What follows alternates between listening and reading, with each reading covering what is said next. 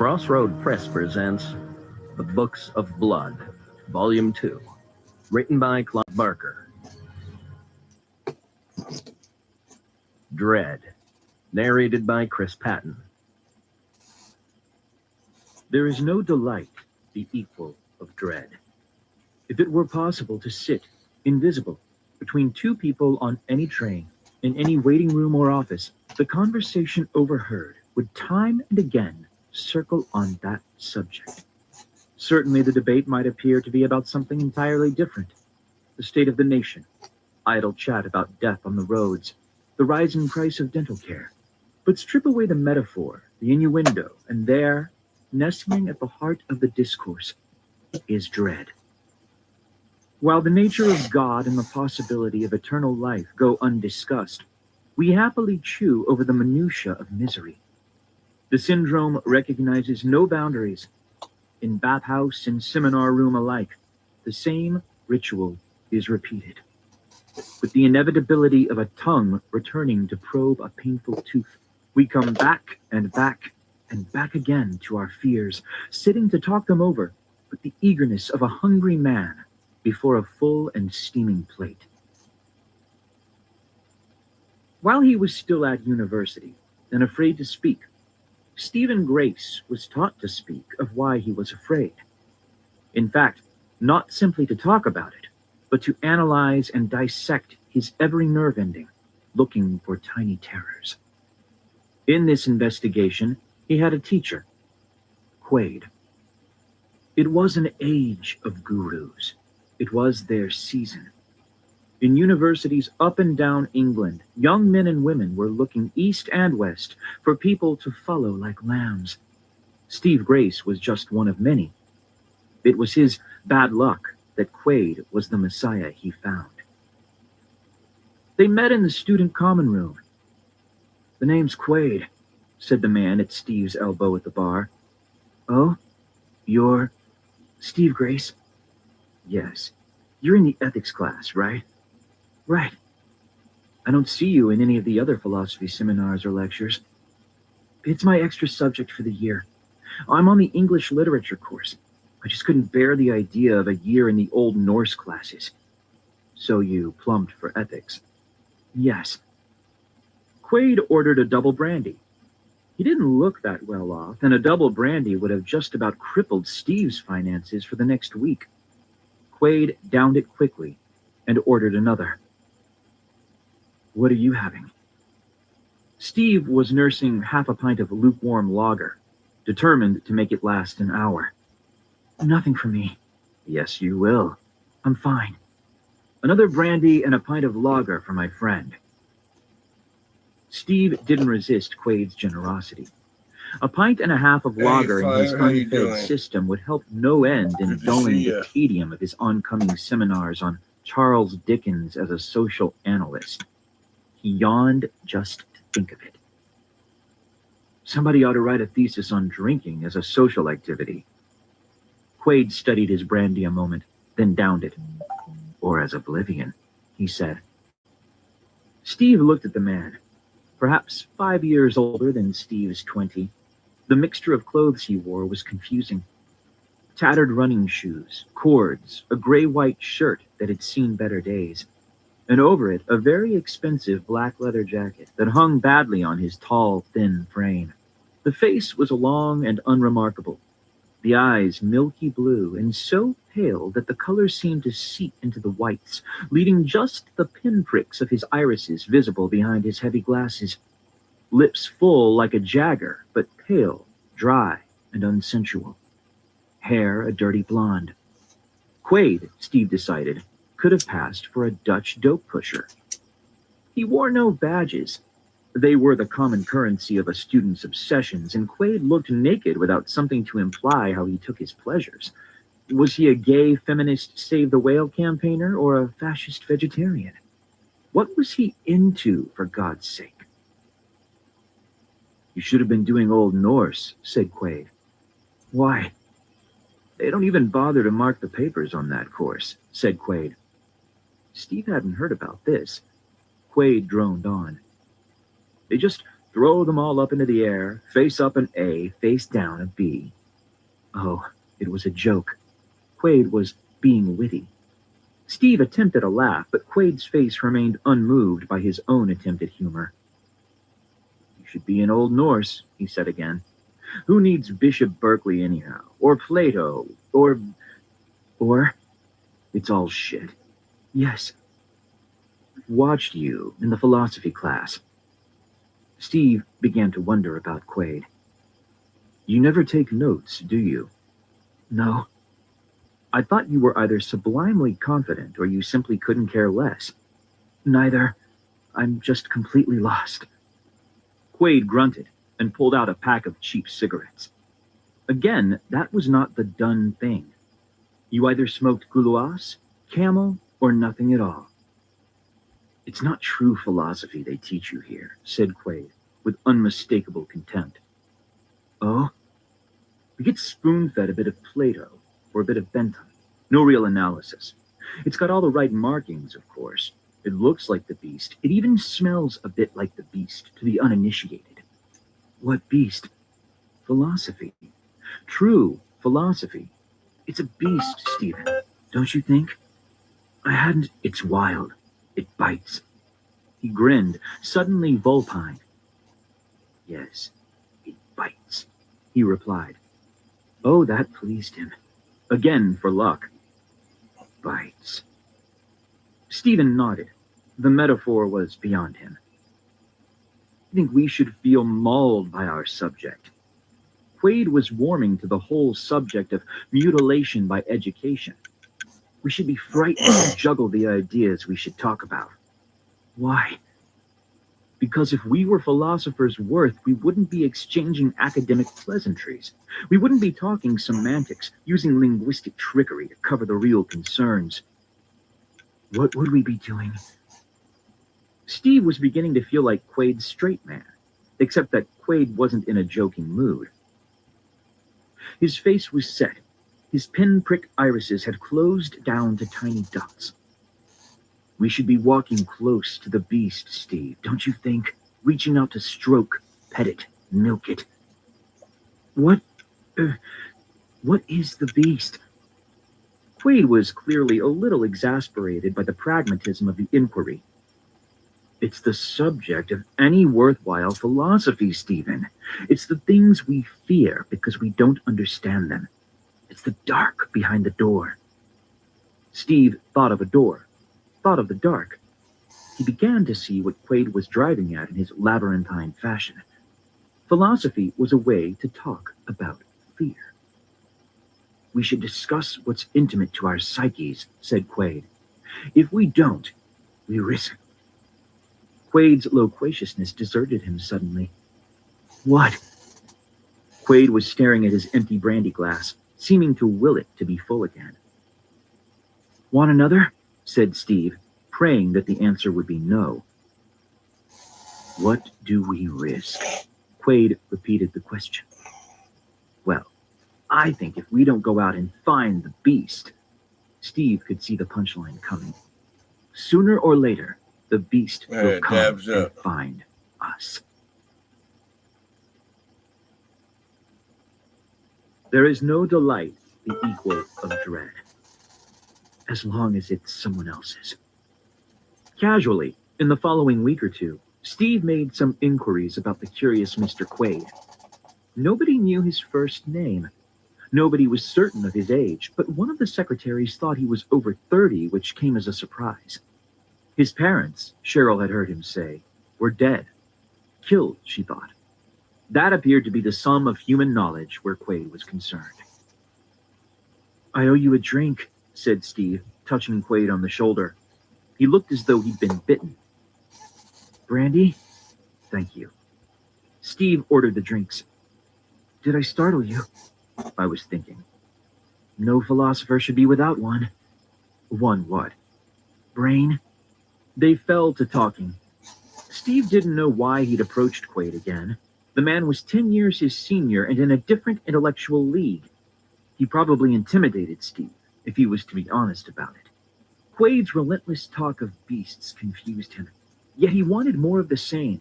More metaphors, more of that humorless voice telling him how useless the tutors were, how weak the students. In Quade's world, there were no certainties. He had no secular gurus and certainly no religion. He seemed incapable of viewing any system, whether it was political or philosophical, without cynicism. Though he seldom laughed out loud, Steve knew there was a bitter humor in his vision of the world. People were lambs and sheep, all looking for shepherds. Of course, these shepherds were fictions, in Quade's opinion. All that existed in the darkness outside the sheepfold were the fears that fixed on the innocent mutton, waiting, patient as stone, for their moment. Everything was to be doubted, but the fact that dread existed. Quade's intellectual arrogance was exhilarating. Steve soon came to love the iconoclastic ease with which he demolished belief after belief. Sometimes it was painful when Quade formulated a watertight argument against one of Steve's dogmas, but after a few weeks, even the sound of the demolition seemed to excite. Quade was clearing the undergrowth, felling the trees, raising the stubble. Steve felt free. Nation, family, church, law, all ash, all useless, all cheats and chains and suffocation. There was only dread. I fear, you fear, we fear, Quade was fond of saying. He, she, or it fears. There's no conscious thing on the face of the world that doesn't know dread more intimately than its own heartbeat. One of Quade's favorite baiting victims was another philosophy and English lit student, Cheryl Fromm. She would rise to his more outrageous remarks like fish to rain, and while the two of them took knives to each other's arguments, Steve would sit back and watch the spectacle. Cheryl was, in Quade's phrase, a pathological optimist. Then you're full of shit, she'd say when the debate had warmed up a little. So who cares if you're afraid of your own shadow? I'm not. I feel fine. She certainly looked it. Cheryl Fromm was wet dream material, but too bright for anyone to try making a move on her. We all taste dread once in a while, Quade would reply to her, and his milky eyes would study her face intently, watching for her reaction, trying, Steve knew, to find a flaw in her conviction. I don't. No fears. No nightmares. No way. I've got a good family. I don't have any skeletons in my closet. I don't even eat meat, so I don't feel bad when I drive past a slaughterhouse. I don't have any shit to put on show. Does that mean I'm not real? It means, Quade's eyes were snake slits. It means your confidence has something big to cover. Back to nightmares. Big nightmares. Be specific. Define your terms. I can't tell you what you fear. Tell me what you fear, then. Quade hesitated. Finally, he said, it's beyond analysis. Beyond analysis, my ass. That brought an involuntary smile to Steve's lips. Cheryl's ass was indeed beyond analysis.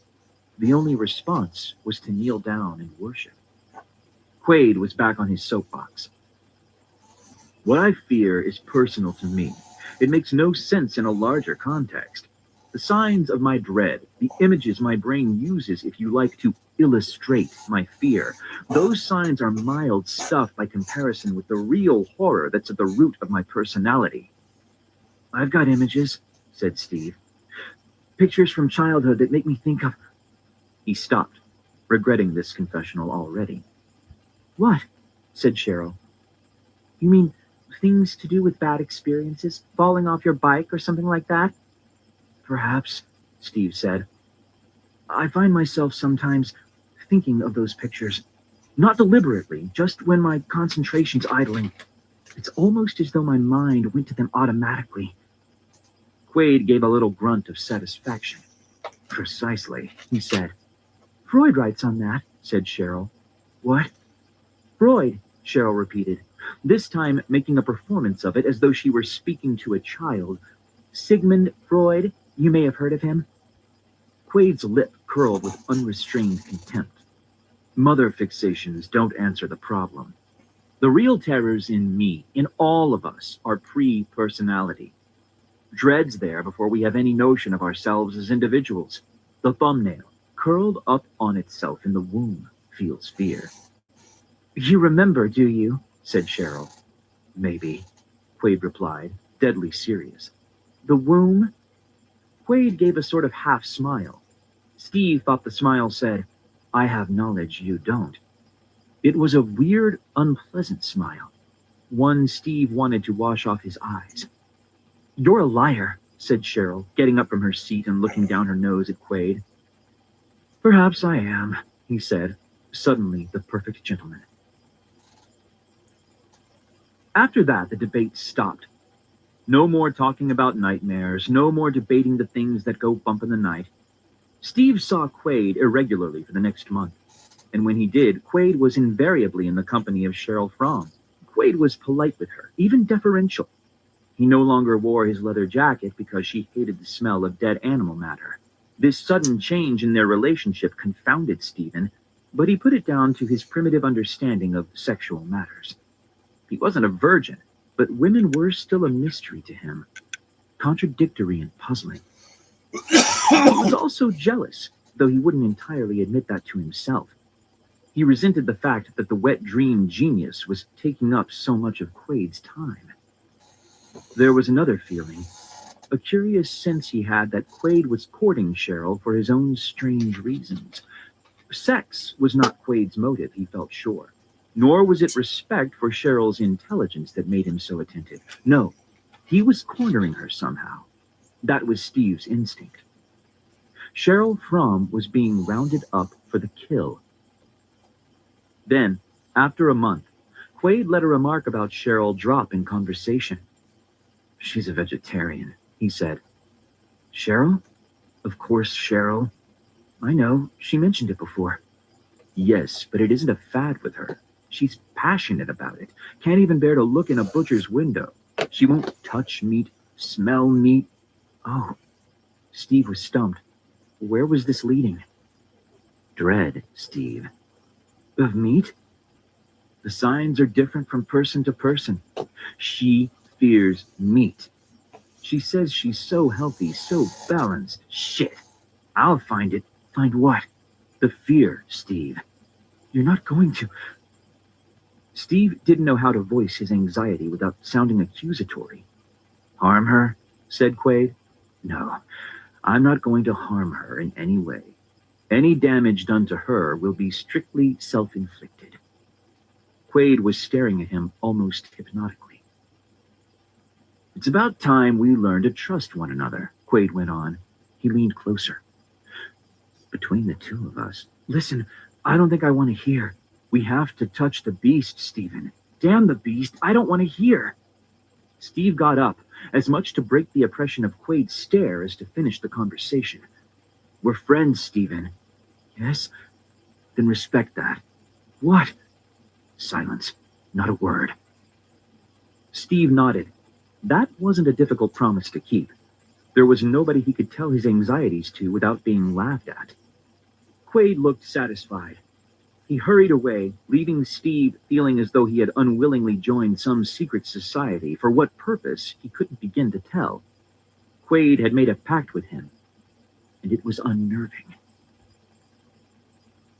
For the next week, he cut all his lectures and most of his seminars.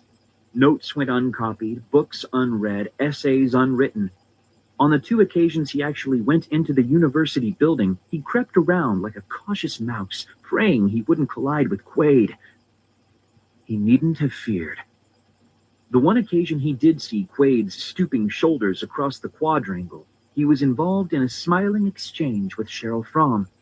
She laughed, musically, her pleasure echoing off the wall of the history department. The jealousy had left Steve altogether. He wouldn't have been paid to be so near to Quaid, so intimate with him. The time he spent alone, away from the bustle of lectures and over-full corridors, gave Steve's mind time to idle. His thoughts returned, like tongue to tooth, like fingernail to scab, to his fears, and so to his childhood. At the age of 6, Steve had been struck by a car. The injuries were not particularly bad, but concussion left him partially deaf. It was a profoundly distressing experience for him. Not understanding why he was suddenly cut off from the world, it was an inexplicable torment, and the child assumed it was eternal. One moment his life had been real, full of shouts and laughter. The next, he was cut off from it, and the external world became an aquarium, full of gaping fish with grotesque smiles. Worse still, there were times when he suffered what the doctors called tinnitus, a roaring or ringing sound in the ears. His head would fill with the most outlandish noises, whoops and whistlings that played like sound effects to the flailings of the outside world.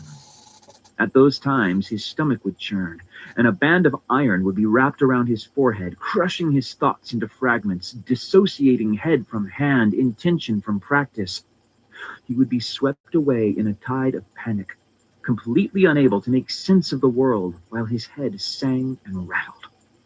But at night came the worst terrors. He would wake sometimes in what had been, before the accident, the reassuring womb of his bedroom, to find the ringing had begun in his sleep. His eyes would jerk open. His body would be wet with sweat. His mind would be filled with the most raucous din, which he was locked in with, beyond hope of reprieve. Nothing could silence his head, and nothing, it seemed, could bring the world, the speaking, laughing, crying world, back to him. He was alone. That was the beginning, middle, and end of the dread. He was absolutely alone with his cacophony, locked in this house, in this room, in this body, in this head, a prisoner of deaf-blind flesh. It was almost unbearable. In the night, the boy would sometimes cry out, not knowing he was making any sound, and the fish who had been his parents would turn on the light and come to try and help him, bending over his bed, making faces, their soundless mouths forming ugly shapes in their attempts to help. Their touches would calm him at last. With time, his mother learned the trick of soothing away the panic that swept over him. A week before his 7th birthday, his hearing returned, not perfectly, but well enough for it to seem like a miracle. The world snapped back into focus, and life began afresh. It took several months for the boy to trust his senses again. He would still wake in the night, half anticipating the head noises.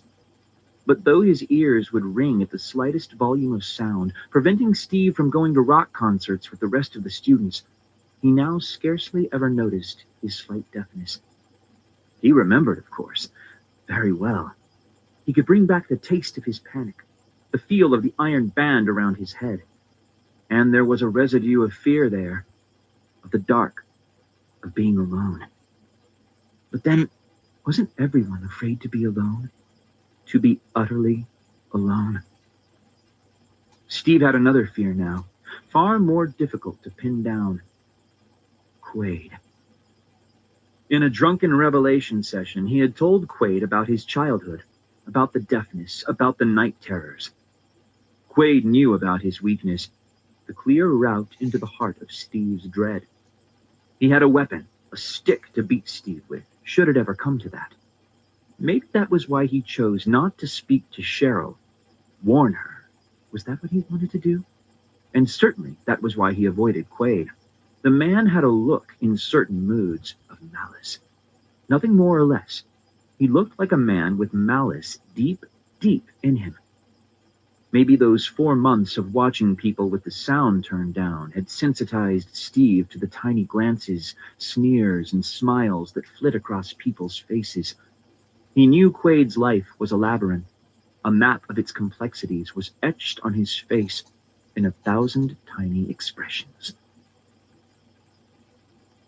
The next phase of Steve's initiation into Quaid's secret world didn't come for almost 3.5 months. The university broke for the summer recess, and the students went their ways.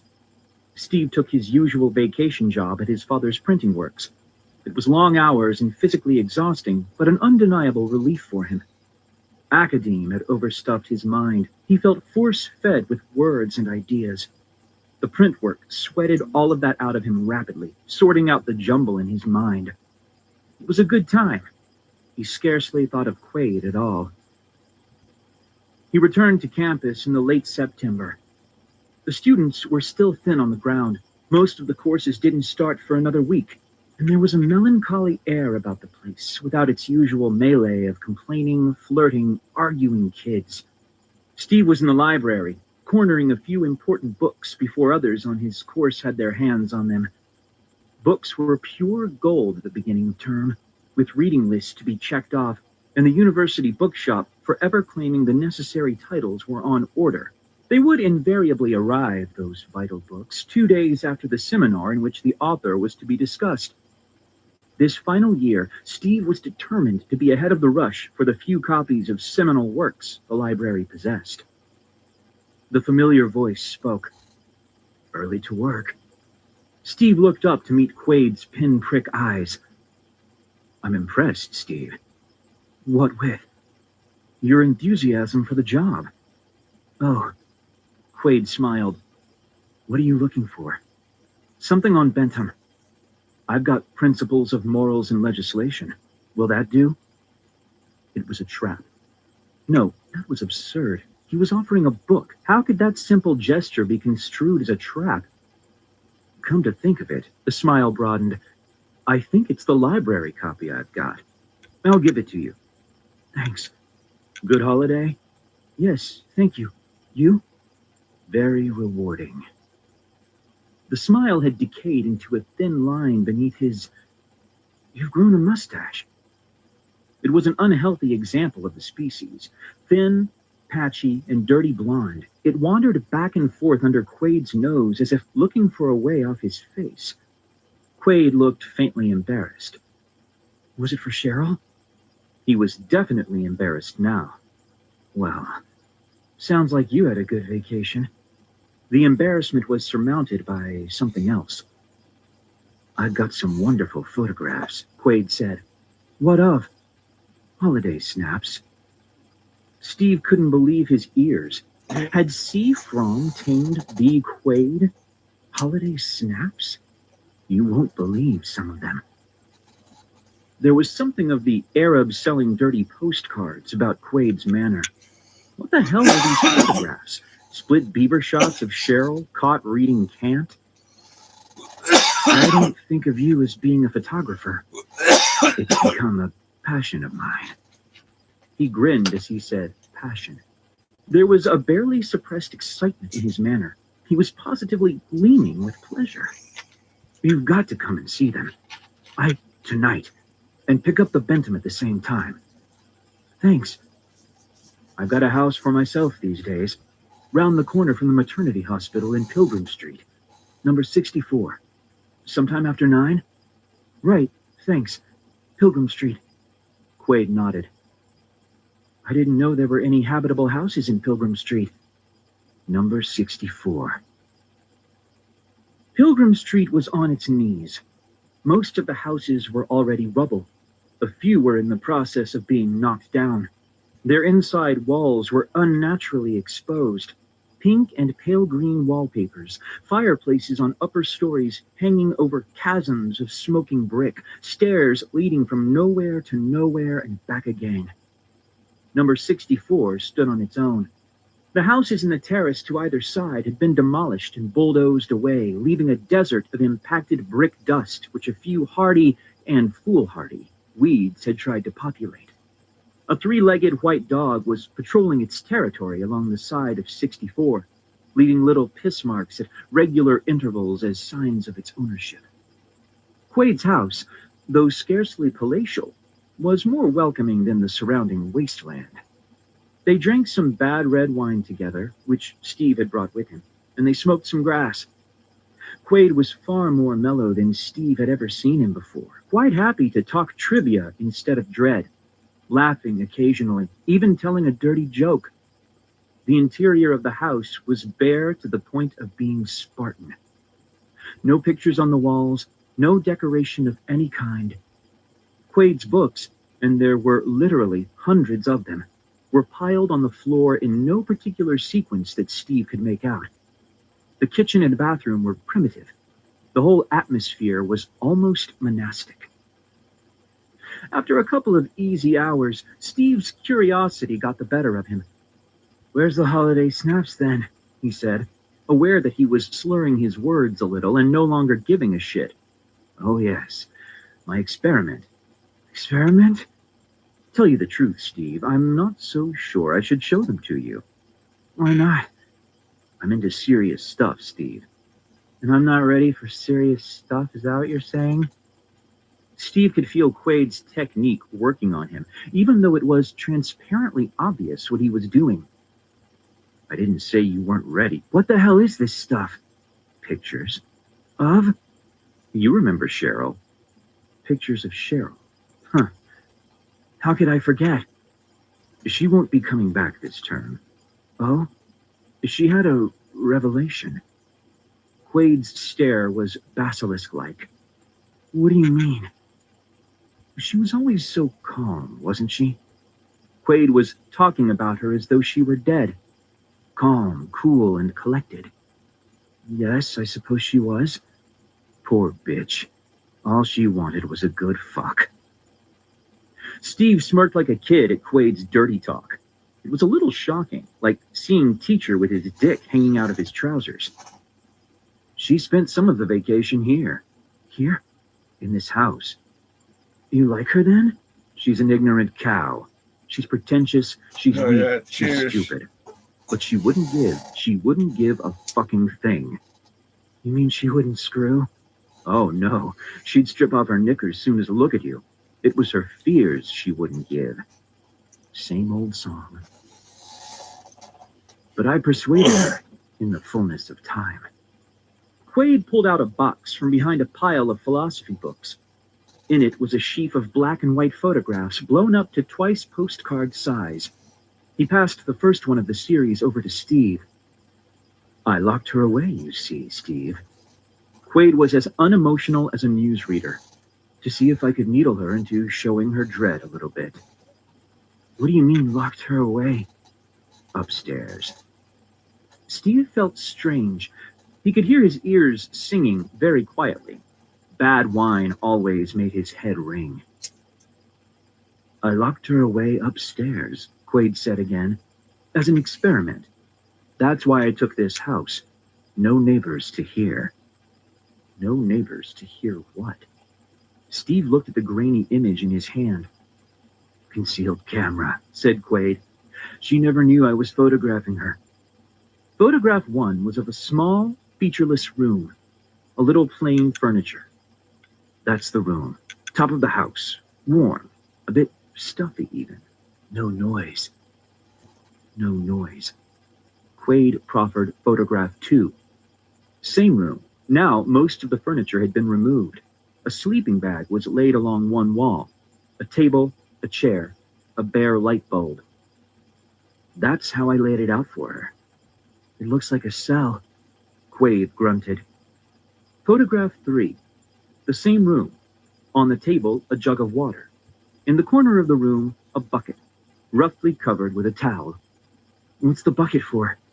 She had to piss. Yes. All amenities provided, said Quaid. I didn't intend to reduce her to an animal. Even in his drunken state, Steve took Quaid's inference. He didn't intend to reduce her to an animal. However, photograph 4. On the table, on an unpatterned plate, a slab of meat. A bone sticks out from it. Beef, said Quaid. But she's a vegetarian. So she is. It's slightly salted, well-cooked, good beef. Photograph 5. The same. Cheryl is in the room. The door is closed. She is kicking the door, her foot and fist and face a blur of fury. I put her in the room about 5 in the morning. She was sleeping. I carried her over the threshold myself. Very romantic. She didn't know what the hell was going on. You locked her in there? Of course. An experiment. She knew nothing about it? We talked about dread, you know me. She knew what I wanted to discover, knew I wanted guinea pigs. She soon caught on. Once she realized what I was up to, she calmed down. Photograph 6. Cheryl sits in the corner of the room, thinking. I think she believed she could outweight me. Photograph 7. Cheryl looks at the leg of beef, glancing at it on the table. Nice photo, don't you think?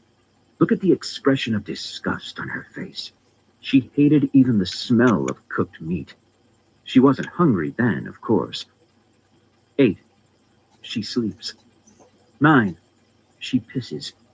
Steve felt uncomfortable watching the girl squatting on the bucket, knickers round her ankles, tear stains on her face.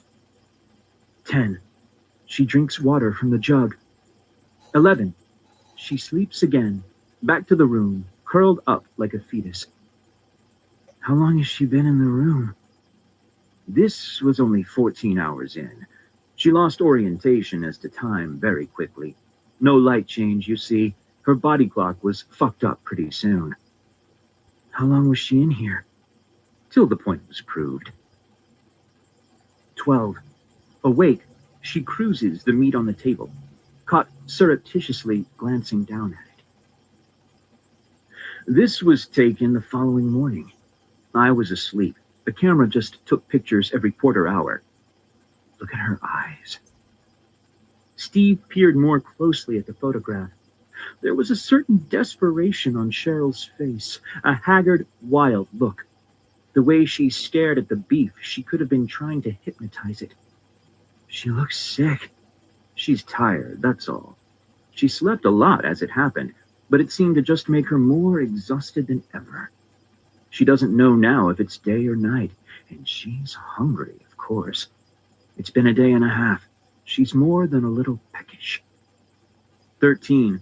She sleeps again, curled into an even tighter ball as though she wanted to swallow herself. 14. She drinks more water. I replaced the jug when she was asleep. She slept deeply. I could have done a jig in there and it wouldn't have woken her. Lost to the world. He grinned. Mad, thought Steve. The man's mad. Blood stank in there. You know how women smell sometimes. It's not sweat. It's something else. Heavy odor. Meaty. Bloody. She came on toward the end of her time. Hadn't planned it that way. 15. She touches the meat. This is where the cracks begin to show, said Quaid, with quiet triumph in his voice. This is where the dread begins. Steve studied the photograph closely. The grain of the print blurred the detail, but the cool mama was in pain, that was for sure. Her face was knotted up, half in desire, half in repulsion, as she touched the food. 16. She was at the door again, throwing herself at it, every part of her body flailing, her mouth a black blur of angst, screaming at the blank door. She always ended up haranguing me whenever she'd had a confrontation with the meat. How long is this? Coming up for 3 days. You're looking at a hungry woman. It wasn't difficult to see that. The next photo, she stood still in the middle of the room, averting her eyes from the temptation of the food, her entire body tensed with the dilemma. You're starving her. She can go 10 days without eating quite easily. Fasts are common in any civilized country, Steve. 60% of the British population is clinically obese at any one time. She was too fat anyhow. 18. She sits, the fat girl, in her corner of the room, weeping. About now, she began to hallucinate. Just little mental tics. She thought she felt something in her hair or on the back of her hand. I'd see her staring into midair sometimes, watching nothing. 19. She washes herself. She is stripped to the waist, her breasts are heavy, her face is drained of expression. The meat is a darker tone than in the previous photographs. She washed herself regularly, never let 12 hours go by without washing from head to toe. The meat looks ripe, dark. It's quite warm in her little room, and there's a few flies in there with her. They've found the meat, laid their eggs.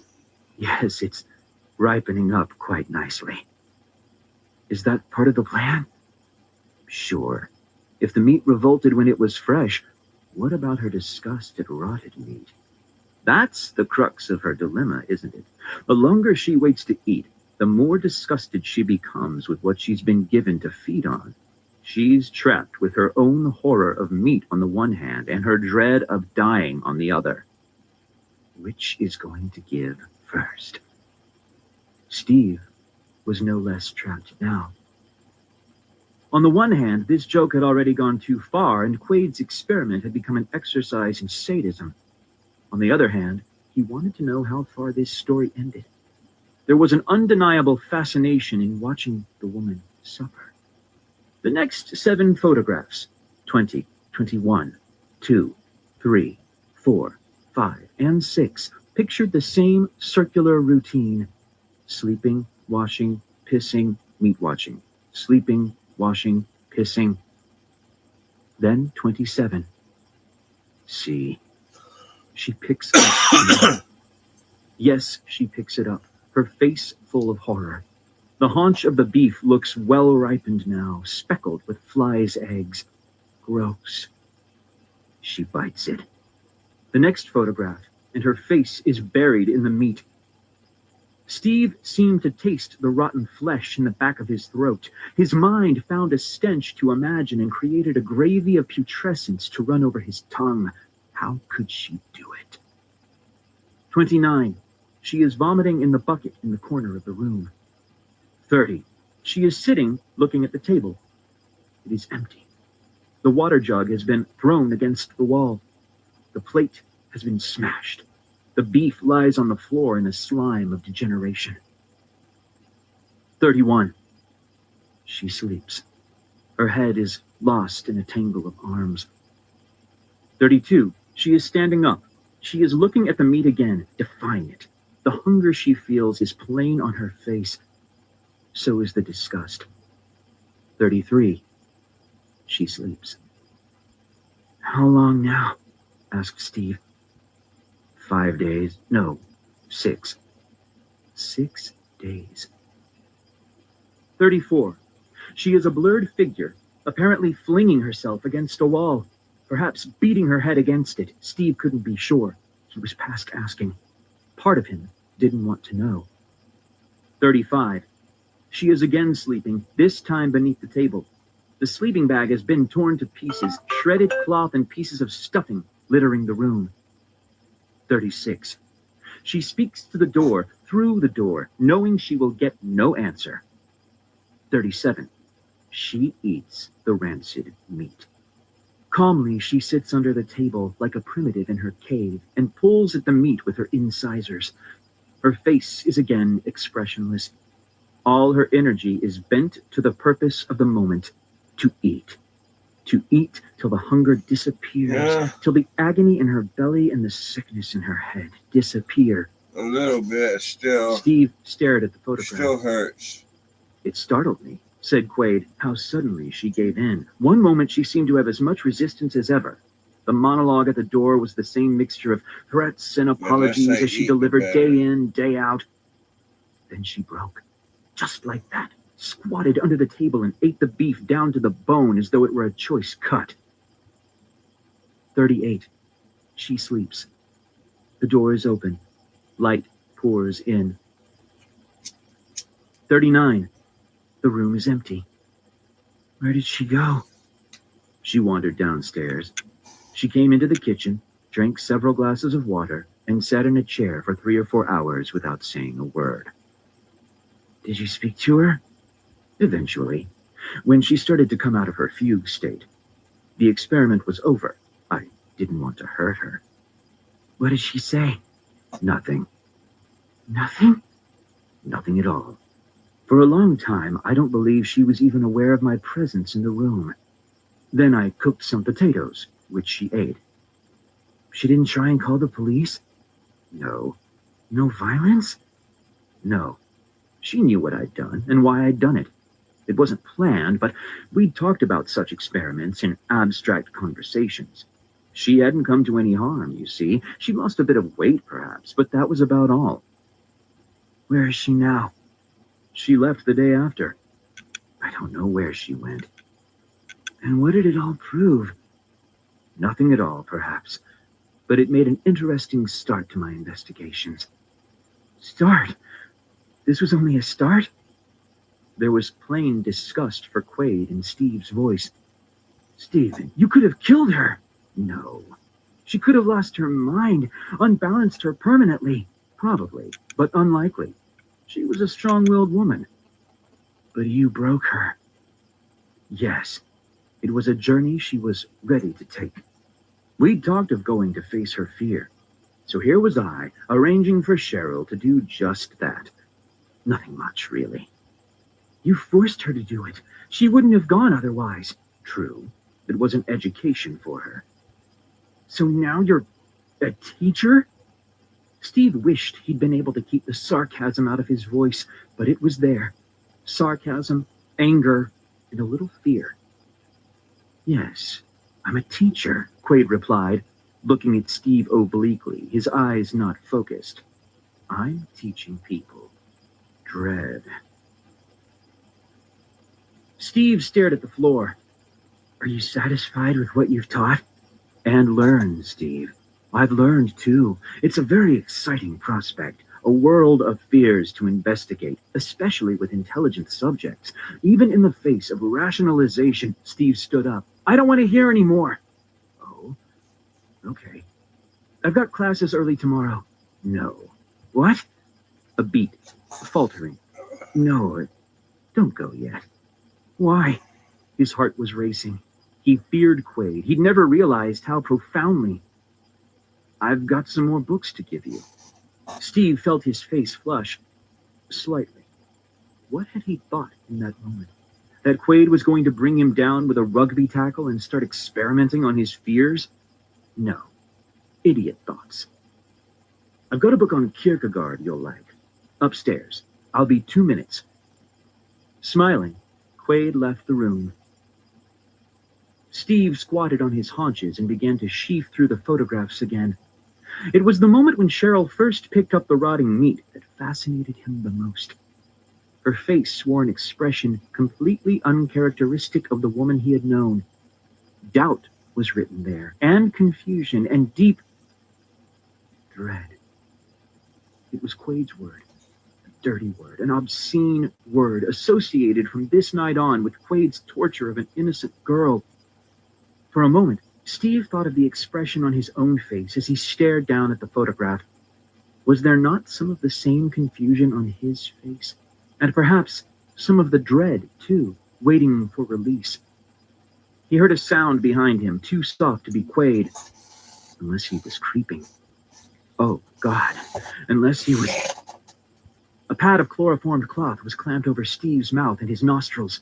Involuntarily, he inhaled, and the vapors stung his sinuses, made his eyes water. A blob of blackness appeared at the corner of the world, just out of sight, and it started to grow, this stain, pulsing to the rhythm of his quickening heart. In the center of Steve's head, he could see Quaid's voice as a veil. It said his name. Stephen. Again. Even. Then. The stain was the world. The world was dark, gone away, out of sight, out of mind. Steve fell clumsily amongst the photographs. When he woke up, he was unaware of his consciousness. There was darkness everywhere on all sides. He lay awake for an hour with his eyes wide before he realized they were open. Experimentally, he moved first his arms and his legs, then his head.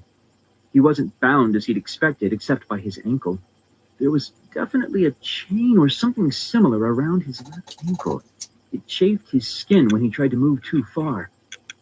The floor beneath him was very uncomfortable, and when he investigated it more closely with the palm of his hand, he realized he was lying on a huge grill or grid of some kind. It was metal, and its regular surface spread in every direction as far as his arms would reach. When he poked his arm down through the holes in this lattice, he touched nothing. Just empty air falling away beneath him. The first infrared photographs Quaid took of Stephen's confinement pictured his exploration. As Quaid had expected, the subject was being quite rational about his situation. No hysterics, no curses, no tears. That was the challenge of this particular subject. He knew precisely what was going on, and he would respond logically to his fears. That would surely make a more difficult mind to break than Cheryl's. But how much more rewarding the results would be when he did crack. Would his soul not open up then for Quaid to see and touch? There was so much there in the man's interior he wanted to study. Gradually, Steve's eyes became accustomed to the darkness. He was imprisoned in what appeared to be some kind of shaft. It was, he estimated, about 20 feet wide and completely round. Was it some kind of air shaft? For a tunnel? Or an underground factory? Steve's mind mapped the area around Pilgrim Street, trying to pinpoint the most likely place for Quaid to have taken him. He could think of nowhere. Nowhere. He was lost in a place he couldn't fix or recognize. The shaft had no corners to focus his eyes on, and the walls offered no crack or hole to hide his consciousness in. Worse, he was lying spread-eagled on a grid that hung over this shaft. His eyes him. It seemed that the shaft might, when there was only the thin network of the grill and the fragile chain that shackled his ankle to it between him and falling. He pictured himself poised under an empty black sky and over an infinite darkness. The air was warm and stale. It dried up the tears that had suddenly sprung to his eyes, leaving them gummy. When he began to shout for help, which he did after the tears had passed, the darkness ate his words easily. Having yelled himself hoarse, he lay back on the lattice. He couldn't help but imagine that beyond his frail bed, the darkness went on forever. It was absurd, of course. Nothing goes on forever, he said aloud. Nothing goes on forever. And yet he'd never know. If he fell in the absolute blackness beneath him, he'd fall and fall and fall and not see the bottom of the shaft coming. Though he tried to think of brighter, more positive images, his mind conjured his body cascading down this horrible shaft with the bottom a foot from his hurtling body, and his eyes not seeing it, his brain not predicting it, until he hit. Would he see light as his head was dashed open on impact? Would he understand, in the moment that his body became awful, why he'd lived and died? Then he thought, Quaid wouldn't dare. Wouldn't dare, he screeched. Wouldn't dare. The dark was a glutton for words. As soon as he'd yelled into it, it was as though he'd never made a sound. And then another thought, a real baddie. Suppose Quaid had found this circular hell to put him in because it would never be found, never be investigated. Maybe he wanted to take his experiment to the limits. To the limits. Death was at the limits. And wouldn't that be the ultimate experiment for Quaid? Watching a man die. Watching the fear of death, the mother lode of dread approach. Sartre had written that no man could ever know his own death, but to know the deaths of others intimately, to watch the acrobatics that the mind would surely perform to avoid the bitter truth, that was a clue to death's nature, wasn't it? That might, in some small way, prepare a man for his own death. To live another's dread vicariously was the safest, cleverest way to touch the beast. Yes, he thought, Quaid might kill me, out of his own terror. Steve took a sour satisfaction in that thought, that Quaid, the impartial experimenter, the would-be educator, was obsessed with terrors because his own dread ran deepest. That was why he had to watch others deal with their fears. He needed a solution, a way out for himself. Thinking all this through took hours. In the darkness, Steve's mind was quicksilver, but uncontrollable. He found it difficult to keep one train of argument for very long. His thoughts were like fish, small, fast fish, wriggling out of his grasp as soon as he took a hold of them. But underlying every twist of thought was the knowledge that he must outplay Quaid. That was certain. He must be calm, prove himself a useless subject for Quaid's analysis. The photographs of these hours showed Stephen lying with his eyes closed on the grid, with a slight frown on his face. Occasionally, paradoxically, a smile would flit across his lips. Sometimes it was impossible to know if he was sleeping or waking, thinking or dreaming. Quaid waited. Eventually, Steve's eyes began to flicker under his lids, the unmistakable sign of dreaming. It was time, while the subject slept, to turn the wheel of the rack. Steve woke with his hands cuffed together. He could see a bowl of water on a plate beside him, and a second bowl full of lukewarm, unsalted porridge beside it. He ate and drank thankfully. As he ate, two things registered. First, that the noise of his eating seemed very loud in his head, and second, that he felt a constriction, a tightness around his temples. The photographs show Stephen clumsily reaching up to his head. A harness is strapped onto him and locked in place.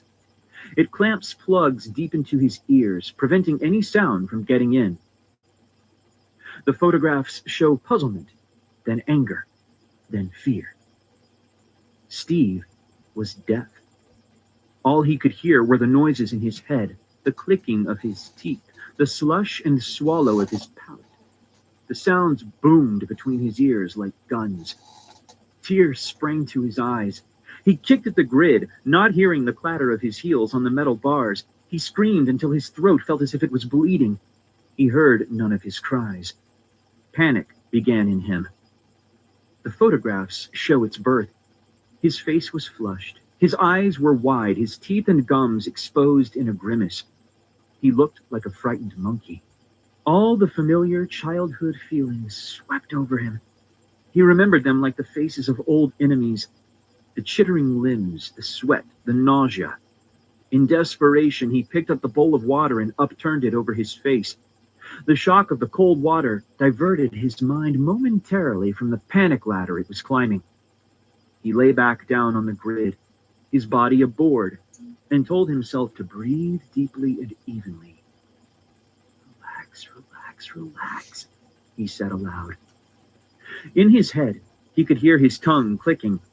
He could hear his mucus, too, moving sluggishly in the panic-constricted passages of his nose, blocking and unblocking in his ears.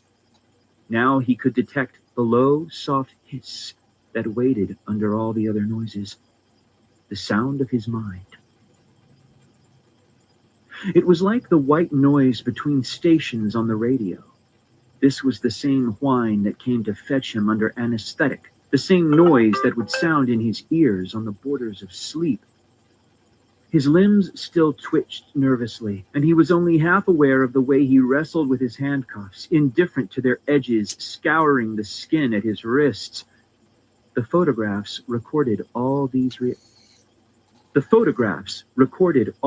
reactions precisely. His war with hysteria, his pathetic attempts to keep the fears from resurfacing, his tears, his bloody wrists.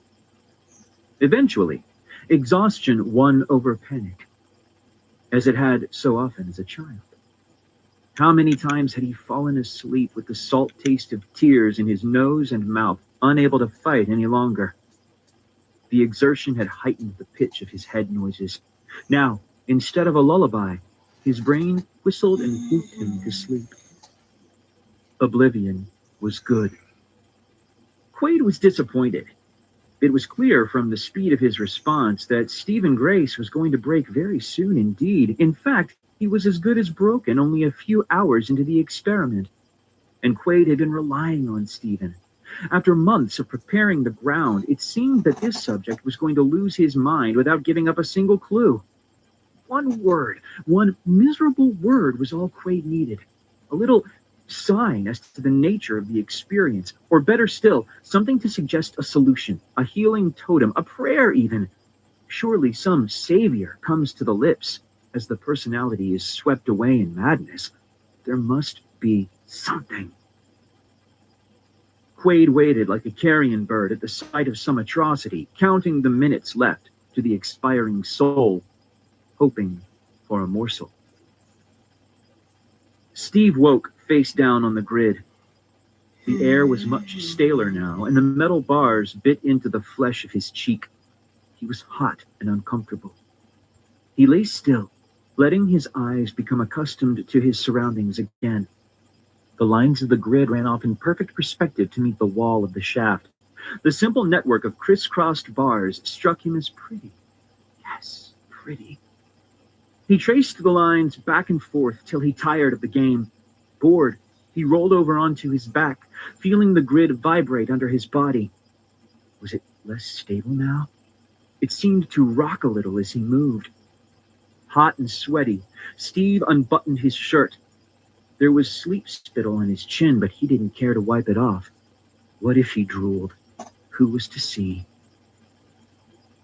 He half pulled off his shirt, and using one foot, kicked his shoe off the other. Shoe, lattice, fall. Sluggishly, his mind made the connection. He sat up.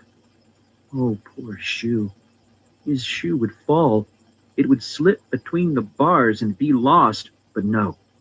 It was finally balanced across two sides of a lattice hole. He could still save it if he tried. He reached for his poor shoe, and his movement shifted the grid. The shoe began to slip. Please, he begged it. Don't fall. He didn't want to lose his nice shoe, his pretty shoe. It mustn't fall. It mustn't fall. As he stretched to snatch it, the shoe tipped, heel down, through the grid and fell into the darkness. He let out a cry of loss that he couldn't hear. Oh, if only he could listen to the shoe falling, to count the seconds of its descent, to hear it thud home at the bottom of the shaft. At least then he'd know how far he had to fall to his death. He couldn't endure it any longer. He rolled over onto his stomach and thrust both arms through the grid, screaming, I'll go too! I'll go too! He couldn't bear waiting to fall in the dark, in the whining silence. He just wanted to follow his shoe down the dark shaft to extinction and have the whole game finished once and for all. I'll go, he shrieked. He pleaded with gravity. Beneath him, the grid moved. Something had broken. A pin, a chain, a rope that held the grid in position had snapped. He was no longer horizontal. Already he was sliding across the bars as they tipped him off into the dark. With shock, he realized his limbs were no longer chained. He would fall. The man wanted him to fall. The bad man. What was his name? Quake, Quail, Quarrel. Automatically, he seized the grid with both hands as it tipped even further over. Maybe he didn't want to fall after his shoe after all. Maybe a little moment more of life, was worth holding on to. The dark beyond the edge of the grid was so deep, and who could guess what lurked in it? In his head, the noises of his panic multiplied. The thumping of his bloody heart, the stutter of his mucus, the dry rasp of his palate. His palms, slick with sweat, were losing their grip. Gravity wanted him. It demanded its rights of his body's bulk, demanded that he fall. For a moment, glancing over his shoulder at the mouth that opened under him, he thought he saw monsters stirring below him, ridiculous, loony things, crudely drawn, dark on dark. Vile graffiti leered up from his childhood and uncurled their claws to snatch at his legs. Mama, he said, as his hands failed him, as he was delivered into dread. Mama. That was the word. Quaid heard it plainly in all its banality. Mama! By the time Steve hit the bottom of the shaft, he was past judging how far he'd fallen. The moment his hands let go of the grid and he knew the dark would have him, his mind snapped. The animal self survived to relax his body, saving him all but minor injury on impact. The rest of his life, all but the simplest responses were shattered, the pieces flung into the recesses of his memory. When the light came up at last, he looked up at the person in the Mickey Mouse mask at the door and smiled at him. It was a child's smile, one of thankfulness for his comical rescuer. He let the man take him by the ankles and haul him out of the big round room in which he was lying. His pants were wet, and he knew he dirtied himself in his sleep. Still, the funny mouse would kiss him better. His head lolled on his shoulders as he was dragged out of the torture chamber. On the floor beside his head was a shoe, and 7 or 8 feet above him was the grid from which he had fallen. It meant nothing at all. He let the mouse sit him down in a bright room. He let the mouse give him his ears back, though he didn't really want them. It was funny watching the world without sound. It made him laugh. He drank some water and ate some sweet cake. He was tired. He wanted to sleep. He wanted his mama. But the mouse didn't seem to understand, so he cried and kicked the table and threw the plates and cups on the floor. Then he ran into the next room and threw all the papers he could find in the air. It was nice watching them flutter up and flutter down. Some of them fell face down, some face up. Some were covered with writing. Some were pictures, horrid pictures, pictures that made him feel very strange. They were all pictures of dead people, every one of them. Some of the pictures were of little children. Others were of grown-up children. They were lying down or half sitting, and there were big cuts in their faces and their bodies, cuts that showed a mess underneath, a mishmash of shiny bits and oozy bits, and all around the dead people, black paint. Not in neat puddles, but splashed all around and finger-marked and hand-printed and very messy. In 3 or 4 of the pictures, the thing that made the cuts was still there. He knew the word for it. Axe. There was an axe in a lady's face, buried almost to the handle. There was an axe in a man's leg, and another lying on the floor of a kitchen beside a dead body. This man collected pictures of dead people and axes, which Stevie thought was strange. That was his last thought, before the too familiar scent of chloroform filled his head, and he lost consciousness. The sordid doorway smelled of old urine and fresh vomit. It was his own vomit. It was all over the front of his shirt. He tried to stand up, but his legs felt wobbly. It was very cold. His throat hurt. Then he heard footsteps. It sounded like the mouse was coming back. Maybe he'd take him home. Get up, son. It wasn't the mouse. It was a policeman. What are you doing down there? I said get up. Bracing himself against the crumbling brick of the doorway, Steve got to his feet. The policeman shone his torch at him. Jesus Christ, said the policeman, disgust written over his face. You're in a right fucking state. Where do you live? Steve shook his head, staring down at his vomit-soaked shirt like a shamed schoolboy. What's your name? He couldn't quite remember. Name, lad. He was trying. If only the policeman wouldn't shout. Come on, take a hold of yourself. The words didn't make much sense. Steve could feel tears pricking the backs of his eyes. Home. Now he was blubbering, sniffing snot, feeling utterly forsaken. He wanted to die. He wanted to lie down and die. The policeman shook him. You high on something? He demanded, pulling Steve into the glare of the streetlights and staring at his tear-stained face. You'd better move on. Mama, said Steve. I want my mama. The words changed the encounter entirely.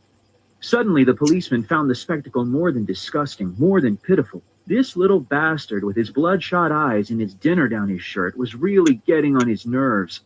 Too much money, too much dirt in his veins, too little discipline. Mama was the last straw. He punched Steve in the stomach, a neat, sharp, functional blow. Steve doubled up, whimpering, Shut up, son. Another blow finished the job of crippling the child, and then he took a fistful of Steve's hair and pulled the little druggie's face up to meet his. You want to be a derelict, is that it? No.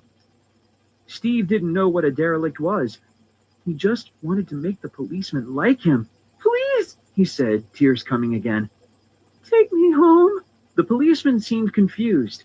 The kid hadn't started fighting back and calling for civil rights the way most of them did. That was the way they usually ended up. On the ground, bloody-nosed, calling for a social worker. This one just wept. The policeman began to get a bad feeling about the kid, like he was mental or something. And he'd beaten the shit out of the little snot. Fuck it. Now he felt responsible. He took hold of Steve by the arm and bundled him across the road to his car. Get in. Take me. I'll take you home, son. I'll take take you home. At the night hostel, they searched Steve's clothes for some kind of identification, found none, then scoured his body for fleas, his hair for nits. The policeman left him then, which Steve was relieved about. He hadn't liked the man. The people at the hostel talked about him as though he wasn't in the room, talked about how young he was, discussed his mental age, his clothes, his appearance. Then they gave him a bar of soap and showed him the showers. He stood under the cold water for 10 minutes and dried himself with a stained towel. He didn't shave, though they'd lent him a razor. He'd forgotten how to do it. Then they gave him some old clothes, which he liked. They weren't such bad people, even if they did talk about him as though he wasn't there. One of them even smiled at him. A burly man with a grizzled beard smiled as he would at a dog. They were odd clothes he was given, either too big or too small, all colors, yellow socks, dirty white shirt, pinstripe trousers that had been made for a glutton, a threadbare sweater, heavy boots. He liked dressing up, putting on 2 vests and 2 pairs of socks when they weren't looking. He felt assured with several thicknesses of cotton and wool wrapped around him. Then they left him with a ticket for his bed in his hand, to wait for the dormitories to be unlocked. He was not impatient, like some of the men in the corridors with him. They yelled incoherently, many of them, their accusations laced with obscenities, and they spat at each other.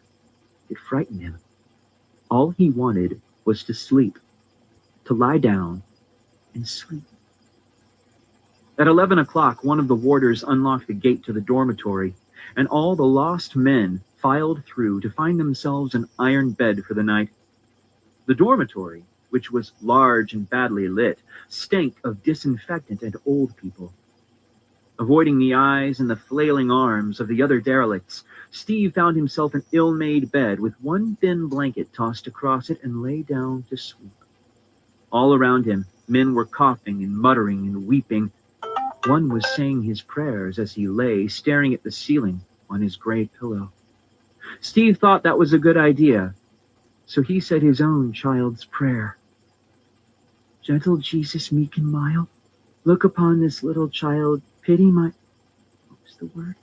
Pity my simplicity, suffer me to come to thee. That made him feel better, and the sleep, a balm, was blue and deep. Quaid sat in the darkness. The tenor was on him again, worse than ever. His body was rigid with fear, so much so that he couldn't even get out of bed and snap on the light. Besides, what if this time of all times, the terror was true? What if the Axeman was at the door in flesh and blood, grinning like a loon at him, dancing like the devil at the top of the stairs, as Quaid had seen him in dreams, dancing and grinning and dancing? Nothing moved. No creak of the stair, no giggle in the shadows. It wasn't him after all. Quaid would live till morning. His body had relaxed a little now. He swung his legs out of bed and switched on the light. The room was indeed empty. The house was silent. Through the open door, he could see the top of the stairs. There was no Axeman, of course. Steve woke to shouting.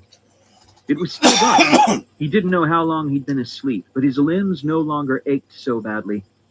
Elbows on his pillow, he half sat up and stared down the dormitory to see what all the commotion was about.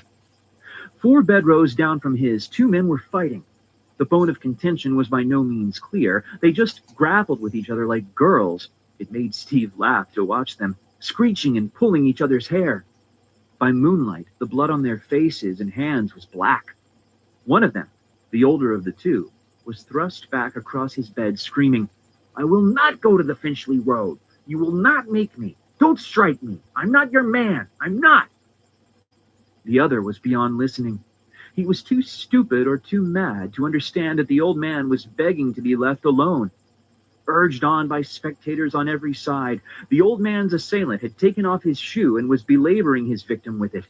Steve could hear the crack, crack of his blows, heel on head. There were cheers accompanying each strike and lessening cries from the old man. Suddenly, the applause faltered as somebody came into the dormitory. Steve couldn't see who it was. The mass of men crowded around the fight were between him and the door. He did see the victor toss his shoe into the air, however, with a final shout of, "Fucker!" The shoe.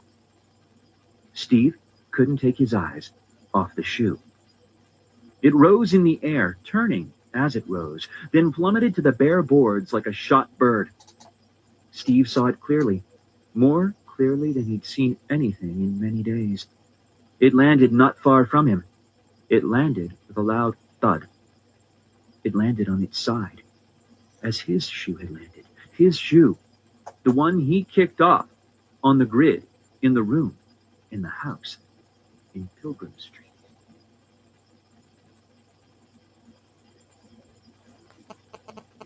Quaid woke with the same dream. Always the stairway, always him looking down the tunnel of the stairs, while that ridiculous sight, half joke, half horror, tiptoed up toward him, a laugh on every step. He'd never dreamed twice in one night before. He swung his hand out over the edge of the bed and fumbled for the bottle he kept there. In the dark, he swigged from it deeply. Steve walked past the knot of angry men, not caring about their shouts or the old man's groans and curses. The warders were having a hard time dealing with the disturbance. It was the last time Old Man Crowley would be let in. He always invited violence. This had all the marks of a near riot. It would take hours to settle them down again. Nobody questioned Steve as he wandered down the corridor, through the gate, and into the vestibule of the night hostel. The swing doors were closed, but the night air, bitter before dawn, smelled refreshing as it seeped in. The reception office was empty, and through the door Steve could see it was red and bright. Black hose curled up on a red drum like a sweeping sea. Besides that, sitting in two brackets on the wall, was an axe. A very pretty axe. Stephen walked into the office. A little distance away, he heard running feet, shouts, a whistle. But nobody came to interrupt Steve as he made friends with the axe. First he smiled at it. The curve of the blade of the axe smiled back. Then he touched it. The axe seemed to like being touched. It was dusty and hadn't been used in a long while, too long. It wanted to be picked up and stroked and smiled at. Steve took it out of its brackets very gently and slid it under his jacket to keep warm. Then he walked back out of the reception office, through the swing doors, and out to find his other shoe. Quaid woke again. It took Steve a very short time to orient himself. There was a spring in his step as he began to make his way to Pilgrim Street. He felt like a clown, dressed in so many bright colors, in such floppy trousers, such silly boots. He was a comical fellow, wasn't he? He made himself laugh, he was so comical. The wind began to get into him, whipping him up into a frenzy as it scooted through his hair and made his eyeballs as cold as two lumps of ice in his sockets. He began to run, skip, dance, cavort through the streets, white under the lights, dark in between. Now you see me, now you don't. Now you see me, now you... Quaid hadn't been woken by the dream this time. This time he had heard a noise, definitely a noise. The moon had risen high enough to throw its beams through the window, through the door, and onto the top of the stairs.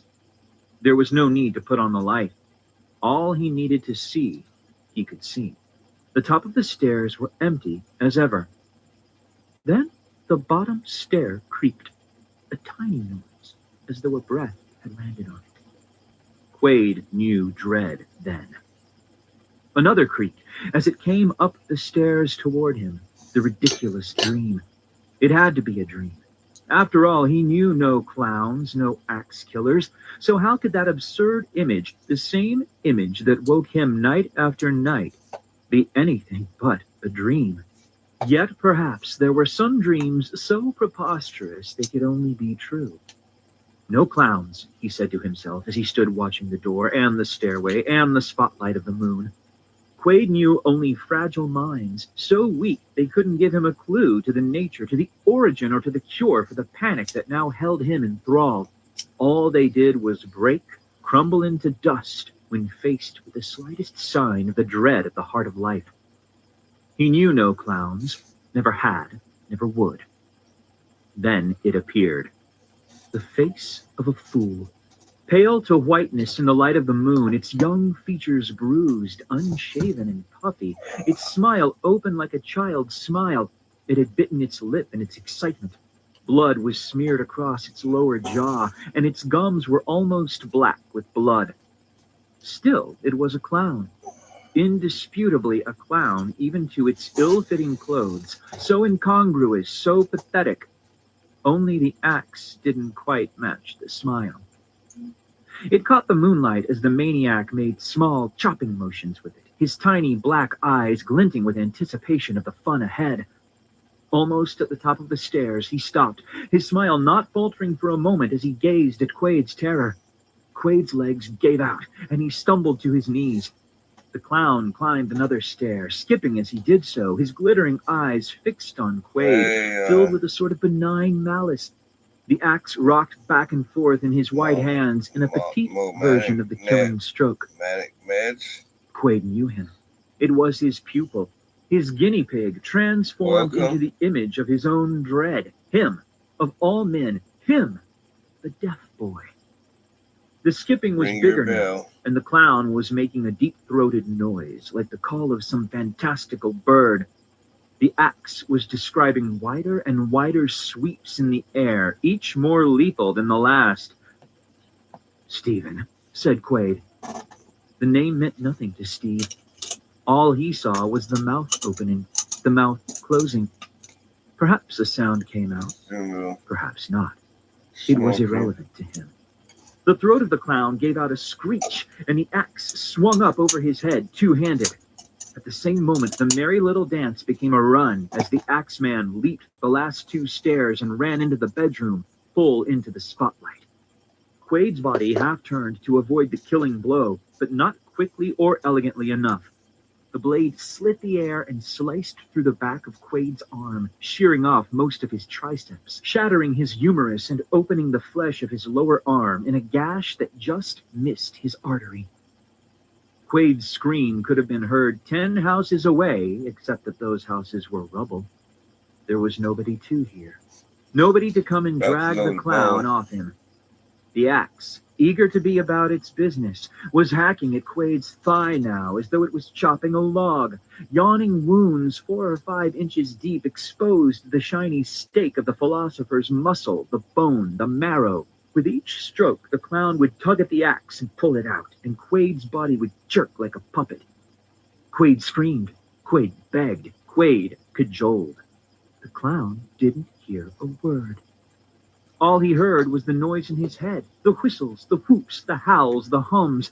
He had taken refuge where no rational argument, no threat would ever fetch him out again, where the thump of his heart was law and the whine of his blood was music. How he danced, this deaf boy, danced like a loon to see his tormentor gaping like a fish, the depravity of his intellect silenced forever. How the blood spurted, how it gushed and fountained. The little clown laughed to see such fun. There was a night's entertainment to be had here, he thought. The axe was his friend forever, keen and wise. It would cut and cross-cut. It could slice and amputate, yet still they could keep this man alive if they were cunning enough, alive for a long, long while. Steve was happy as a lamb.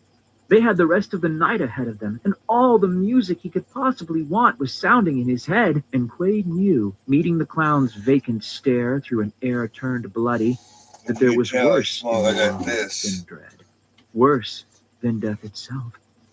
There was pain without hope of healing. There was life that refused to end, long after the mind had begged the body to cease. I guess the perks of I used to work in a smoke shop. Hell's Event, narrated by Peter Bishop. Hell came up to the streets and squares of London that September. Yeah. icy from the depths of the I don't know ninth if you can circle, see it too good. too frozen to be warmed, even by the swelter of an Indian summer. A raw bandana. It had laid its plans as carefully as ever, plans being what they were and fragile. This time, it was perhaps a little more finicky than usual, checking every last detail 2 or 3 times to be certain it had every chance of winning this vital game. It had never lacked competitive spirit. It had matched fire against flesh 1,000 times before down the centuries, sometimes winning, more often losing. Wagers were, after all, the stuff of its advancement. Without the human urge to compete, to bargain, and to bet, pandemonium might well have fallen for want of citizens. Dancing, dog racing, fiddle playing, it was all one to the gulfs, all a game in which it might, if it played with sufficient wit, garner a soul or two. That was why hell came up to London that bright blue day, to run a race and to win, if it could, enough souls to keep it busy with perdition another age. Cameron tuned his radio. The voice of the commentator flared and faded, as though he was speaking from the pole instead of St. Paul's Cathedral. It was still a good half hour before the race began, but Cameron wanted to listen to the warm-up commentary, just to hear what they were saying about his boy. Atmosphere is electric, probably tens of thousands along the route. The voice disappeared. Cameron cursed and toyed with the dial until the imbecilities reappeared. Been called the race of the year, and what a day it is, isn't it, Jim? It certainly is, Mike. That's big Jim Delaney, who's up there in the eye in the sky, and he'll be following the race along the route, giving us a bird's eye view, won't you, Jim? I certainly will, Mike.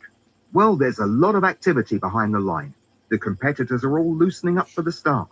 I can see Nick Lawyer there. He's wearing number 3, and I must say he's looking very fit. He said to me when he arrived he didn't usually like to run on Sundays, but he's made an exception for this race because, of course, it's a charity event, and all the proceeds will be going to cancer research. Joel Jones, our gold medalist in the 800 meters, is here, and he'll be running against his great rival, Frank McLeod. And besides the big boys, we've got a smattering of new faces. Wearing number 5, the South African Malcolm Voigt, and completing the field, Lester Kinderman, who was, of course, the surprise winner of the marathon in Austria last year. And I must say, they all look as fresh as daisies on this superb September afternoon. Couldn't ask for a better day, could we, Jim? Joel had woken with bad dreams. You'll be fine, stop fretting, Cameron had told him. But he didn't feel fine. He felt sick in the pit of his stomach. Not pre-race nerves. He was used to those, and he could deal with the feeling. 2 fingers down the throat and throw up. That was the best remedy he'd found.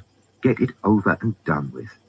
No, this wasn't pre-race nerves, or anything like them. It was deeper, for a start, as though his bowels, to his center, to his source, were cooking. Cameron had no sympathy.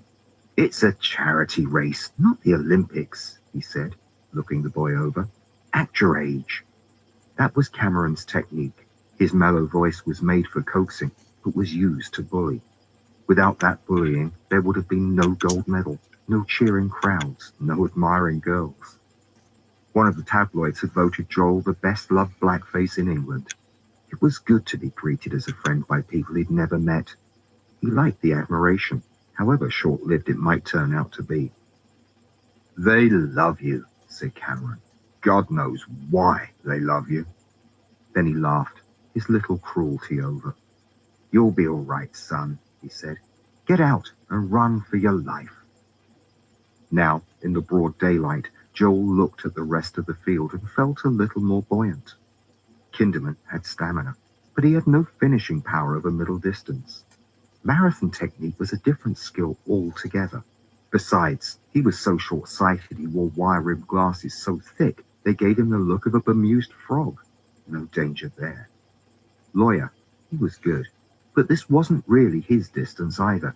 He was a hurdler and sometimes sprinter. 400 meters was his limit, and even then he wasn't happy. Voigt, the South African. Well, there was not much information on him. Obviously a fit man to judge by the look of him, and someone to watch out for just in case he sprung a surprise. But the real problem of the race was McLeod. Joel had run against Frank Flash McLeod 3 times, twice beaten him into second place, once painfully had the positions reversed, and Frankie Boy had a few scores to settle, especially the Olympic defeat. He hadn't liked taking the silver. Frank was the man to watch. Charity race or no charity race, McLeod would be running his best, for the crowd and for his pride. He was at the line already testing his starting position, his ears practically pricked. Flash was the man, no doubt of it. For a moment, Joel caught Voight staring at him. Unusual, that. Competitors seldom even glanced at each other before a race. It was a kind of coyness. The man's face was pale, and his hairline was receding. He looked to be in his early 30s, but had a younger, leaner physique. Long legs, big hands. A body somehow out of proportion to his head. When their eyes met, Voight looked away. The fine chain around his neck caught the sun, and the crucifix he was wearing glinted gold as it swung gently beneath his chin. Joel had his good luck charm with him too. Tucked into the waistband of his shorts, a lock of his mother's hair, which she had plaited for him half a decade ago, before his first major race. She had returned to Barbados the following year and died there, a great grief, an unforgettable loss. Without Cameron, he would have crumbled. Cameron watched the preparations from the steps of the cathedral. He planned to see the start, then ride his bike around the back of the Strand to catch the finish. He'd arrived well before the competitors, and he could keep up with the race on his radio. He felt good with the day. His boy was in fine shape, nausea or no nausea, and the race was an ideal way to keep the lad in a competitive mood without overstretching him. It was quite a distance, of course. Across Ludgate Circus, along Fleet Street and past Temple Bar into the Strand, then cutting across the corner of Trafalgar and down Whitehall to the Houses of Parliament. Running on tarmac too, but it was good experience for Joel, and it would pressure him a little, which was useful. There was a distance runner in the boy, and Cameron knew it. He'd never been a sprinter. He couldn't pace himself accurately enough. He needed a distance and time to find his pulse, to settle down, to work out his tactics. Over 800 meters, the boy was a natural. His stride was a model of economy, his rhythm damn near perfect. But more, he had courage. Courage had won him the gold, and courage would take him first to the finish again and again. That's what made Joel different. Any number of technical whiz kids came and went, but without courage to supplement those skills, they went for almost nothing. To risk when it was worth risking, to run till the pain blinded you, that was special, and Cameron knew it. He liked to think he'd had a little of it himself. Today, the boy looked less than happy. Women trouble was Cameron's bet. There were always problems with women, especially with the golden boy reputation Joel had garnered. He tried to explain that there'd be plenty of time for bed and board when his career had run out of steam. But Joel wasn't interested in celibacy, and Cameron didn't altogether blame him. The pistol was raised and fired, a plume of blue-white smoke followed by a sound more pop than bang. The shot woke the pigeons from the dome of St. Paul's, and they rose in a chattering congregation, their worship interrupted. Joel was off to a good start, clean, neat, and fast. The crowd began to call his name immediately, their voices at his back, at his side, a gale of loving enthusiasm. Cameron watched the first 24 yards as the field jockeyed for a running order. Lawyer was at the front of the pack, though Cameron wasn't sure whether he'd got there by choice or chance. Joel was behind McLeod, who was behind Lawyer. "No hurry, boy," said Cameron, and slipped away from the starting line. His bicycle was chained up in Paternoster Row, a minute's walk from the square. Right back. He'd always hated cars, godless things, crippling, inhuman, unchristian things. With a bike, you were your own master. Wasn't that all a man could ask? And it's a superb start here to what looks like a potentially marvelous race. They're already across the square and the crowd's going wild here. It really is more like the European Games than a charity race. What does it look like to you, Jim? Well, Mike, I can see the crowds lining the route all the way along Fleet Street, and I've been asked by the police to tell people, please do not try and drive down to see the race, because, of course, all the roads have been cleared for the event, and if you try and drive, really, you'll get nowhere. Who's got the lead at the moment? Well, Nick Lawyer is really setting the pace at this stage of the game. Though, of course, as we know, there's going to be a lot of tactical running over this kind of distance. It's more than middle distance, and it's less than a marathon. But these men are all tacticians, and they'll each be trying to let the other make the running in the early stages. Cameron always said, let the others be heroes. That was a hard lesson to learn, Joel had found. When the pistol was fired, it was difficult not to go for broke, unwind suddenly like a tight spring. All gone in the first 200 yards and nothing left in reserve. It's easy to be a hero, Cameron used to say. It's not clever at all. Don't waste your time showing off. Just let the supermen have their moment. Hang on to the pack, but hold back a little. Better to be cheered at the post because you won than have them call you a good-hearted loser. Win, win, win. At all costs. At almost all costs. Win. The man who doesn't want to win is no friend of mine, he'd say. If you want to do it for the love of it, for the sport of it, do it with somebody else. Only public schoolboys believe that crap about the joy of playing the game. There's no joy for losers, boy. What did I say? There's no joy for losers.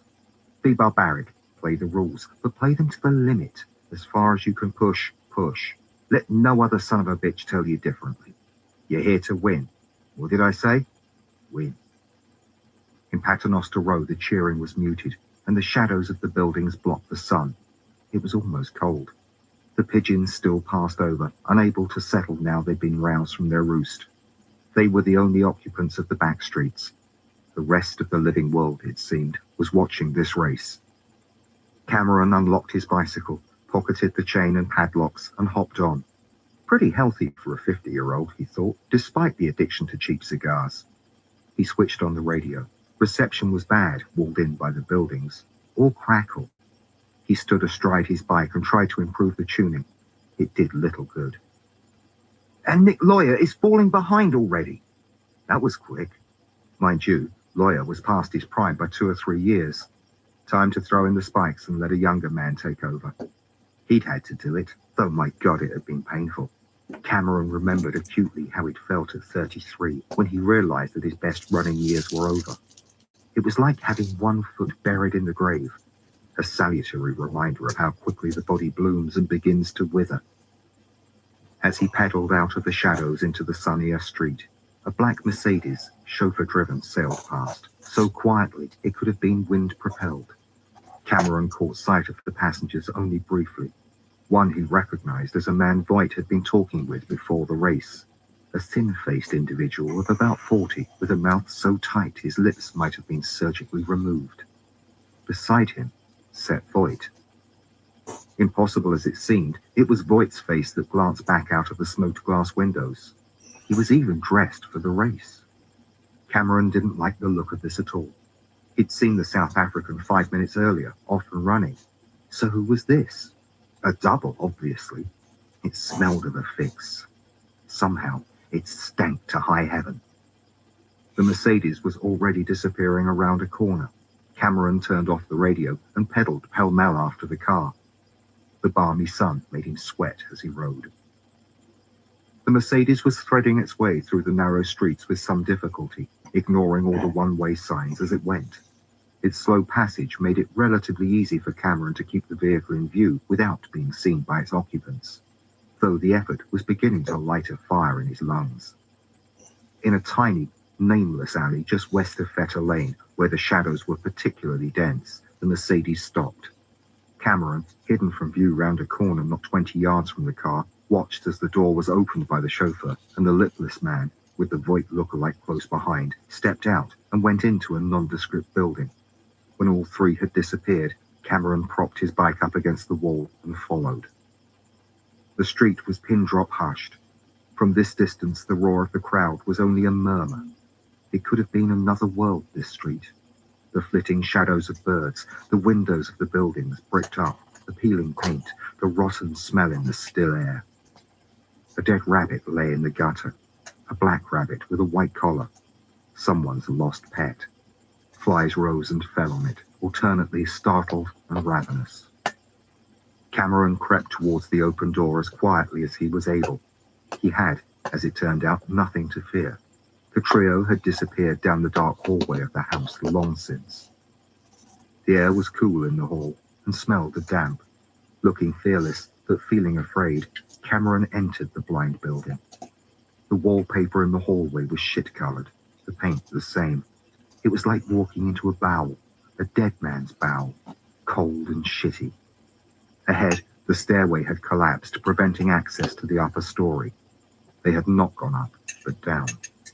The door to the cellar was adjacent to the defunct staircase, and Cameron could hear voices from below.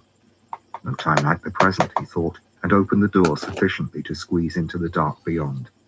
It was icy. Not just cold, not damp, but refrigerated. For a moment, he thought he'd stepped into a cold storage room. His breath became a mist at his lips. His teeth wanted to chatter. Can't turn back now, he thought, and started down the frost-slick steps. It wasn't impossibly dark. At the bottom of the flight, a long way down, a pale light flickered, its uninspired glow aspiring to the day. Cameron glanced longingly round at the open door behind him. It looked extremely tempting, but he was curious, so curious. There was nothing to do but descend. In his nostrils, the scent of the place teased. He had a lousy sense of smell and a worse palate, as his wife was fond of reminding him. She'd say he couldn't distinguish between garlic and a rose, and it was probably true.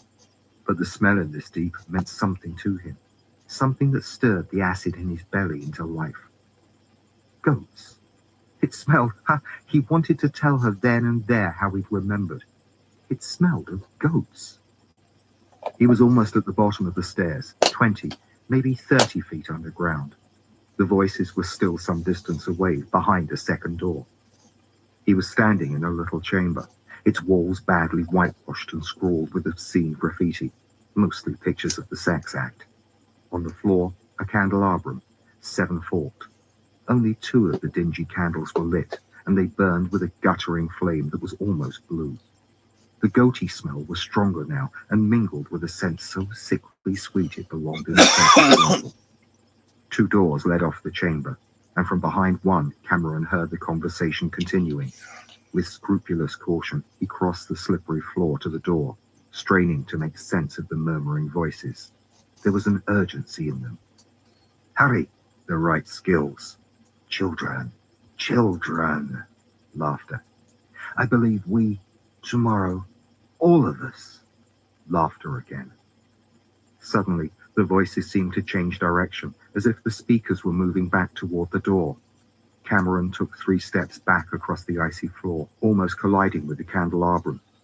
The flames spat and whispered in the chamber as he passed. He had to choose either the stairs or the other door.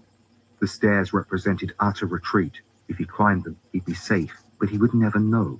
Never know why the cold, why the blue flames, why the smell of goats. The door was a chance. Back to him, his eyes on the door opposite, he fought with the bitingly cold brass handle. It turned with some tussling, and he ducked out of sight as the door opposite opened. The 2 movements were perfectly syncopated. God was with him. Even as he closed the door, he knew he'd made an error. God wasn't with him at all. Needles of cold penetrated his head, his teeth, his eyes, his fingers. He felt as though he'd been thrown naked into the heart of an iceberg. His blood seemed to stand still in his veins. The spit of his tongue crystallized. The mucus on the lining of his nose pricked as it turned to ice. The cold seemed to cripple him. He couldn't even turn round. Barely able to move his joints, he fumbled for his cigarette lighter with fingers so numb they could have been cut off without him feeling it. The lighter was already glued to his hand. The sweat on his fingers had turned to frost. He tried to ignite it against the dark, against the cold. Reluctantly, it sparked into a spluttering half-life. The room was large, an ice cavern. Its walls, its encrusted roof, sparkled and shone. Stalactites of ice, lance-shaped, hung over his head.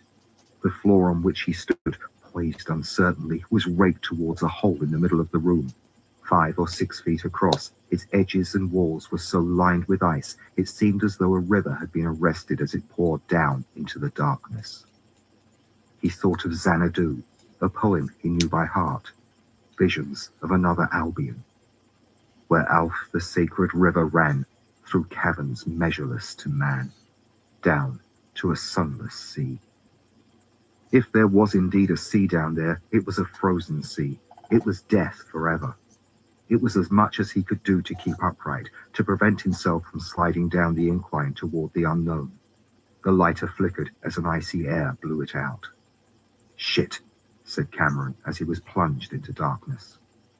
Whether the word alerted the trio outside, or whether God deserted him totally at that moment and invited them to open the door, he would never know. But as the door swung wide, it pushed Cameron off his feet. Too numb and too frozen to prevent his fall, he collapsed to the ice floor as the smell of goat wafted into the room.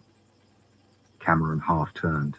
Voight's double was at the door, as was the chauffeur and the third man in the Mercedes. He wore a coat apparently made of several goat skins. The hooves and the horns still hung from it. The blood on its fur was brown and gummy. "What are you doing here, Mr. Cameron?" asked the goat-coated man. Cameron could barely speak. The only feeling left in his head was a pinpoint of agony in the middle of his forehead. "What the hell is going on?" he said through lips almost too frozen to move. "Precisely that, Mr. Cameron," the man replied. "Hell is going on." As they ran past St. Mary Le Strand, Lawyer glanced behind him and stumbled. Joel, a full 3 meters behind the leaders, knew the man was giving up. So quickly, too. There was something amiss. He slackened his pace, letting McLeod and Voight pass him. No great hurry. Kinderman was quite a way behind, unable to compete with these fast boys. He was the tortoise in this race, for sure. Lawyer was overtaken by McLeod, then Voight, and finally Jones and Kinderman. His breath had suddenly deserted him, and his legs felt like lead. Worse, he was seeing the tarmac under his running shoes creaking and cracking, and fingers, like loveless children, seeking up out of the ground to touch him. Nobody else was seeing them, it seemed. The crowds just roared on while these illusionary hands broke out of their tarmac graves and secured a hold on him. He collapsed into their dead arms, exhausted, his youth broken and his strength spent. The inquiring fingers of the dead continued to pluck at him long after the doctors had removed him from the track, examined him, and sedated him. He knew why, of course, lying there on the hot tarmac while they had their pricking way with him. He'd looked behind him. That's what made them come. He'd looked. And after Lawyer's sensational collapse, the race is open wide. Frank the Flash McLeod is setting the pace now, and he's really speeding away from the new boy, Voight. Joel Jones is even further behind. He doesn't seem to be keeping up with the leaders at all. What do you think, Jim? Well, he's either pooped already, or he's really taking a chance that they'll exhaust themselves. Remember, he's new over this distance. Yes, Jim, and that might make him careless. Certainly, he's going to have a lot of work to do to improve on his present position in third place. Joel felt giddy. For a moment, as he'd watched the Lawyer begin to lose his grip on the race, he'd heard the man praying out loud, praying to God to save him. He'd been the only one who heard the words. "Yea, though I walk through the shadows of the valley of death, I shall fear no evil, for thou art with me, thy rod and thy staff, they..." The sun was hotter now, and Joel was beginning to feel the familiar voices of his tiring limbs. Running on tarmac was hard on the feet, hard on the joints. Not that that would make a man take to praying. He tried to put Lawyer's desperation out of his mind and concentrate on the matter in hand. There was still a lot of running to do. The race was not even half over. Plenty of time to catch up with the heroes. Plenty of time. As he ran, his brain idly turned over the prayers his mother had taught him in case he should need one. But the years had eroded them. They were all but gone. "My name," said the goat-coated man, "is Gregory Burgess, Member of Parliament. You wouldn't know me. I try to keep a low profile." "MP?" said Cameron. "Yes, independent. Very independent." "Is that Voight's brother?" Burgess glanced at Voight's other self. He was not even shivering in the intense cold, despite the fact he was only wearing a thin singlet and shorts. "Brother," Burgess said, No, no, he is my... What is the word? Familiar. The word rang a bell, but Cameron wasn't well read. What was a familiar? Show him, said Burgess magnanimously. Voight's face shook. The skin seemed to shrivel, the lips curled back from the teeth melting into a white wax that poured down a gullet that was itself transfiguring into a column of shivering silver. The face was no longer human, no longer even mammalian. It had become a fan of knives, their blades glistening in the candlelight through the door. Even as this bizarrerie became fixed, it started to change again, the knives melting and darkening, fur sprouting, eyes appearing and swelling to balloon size. Antennae leapt from this new head. Mandibles were extruded from the pulp of transfiguration, and the head of a bee, huge and perfectly intricate, now sat on Voight's neck. Burgess obviously enjoyed the display. He applauded with gloved hands. Familiars both, he said, gesturing to the chauffeur, who had removed the cap and let a welter of auburn hair fall to her shoulders. She was ravishingly beautiful, a face to give your life for, but an illusion like the other, no doubt capable of infinite persona. They're both mine, of course, said Burgess proudly. What? Was all Cameron could manage. He hoped it stood for all the questions in his head. I serve hell, Mr. Cameron, and in its turn, hell serves me. Hell? Behind you, one of the entrances to the ninth circle. You know your Dante, I presume? Lo, dis and loathe the place, where thou hast need to arm thy heart with strength. Why are you here? To run this race. Or rather, my third familiar is already running the race. He will not be beaten this time.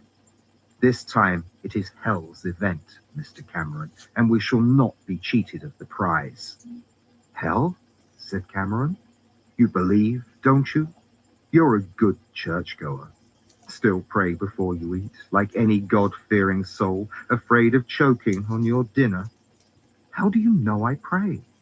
Your wife told me. Oh, your wife was very informative about you, Mr. Cameron. She really opened up to me. Very accommodating. A confirmed analyst after my attentions. She gave me so much information. You're a good socialist, aren't you? Like your father?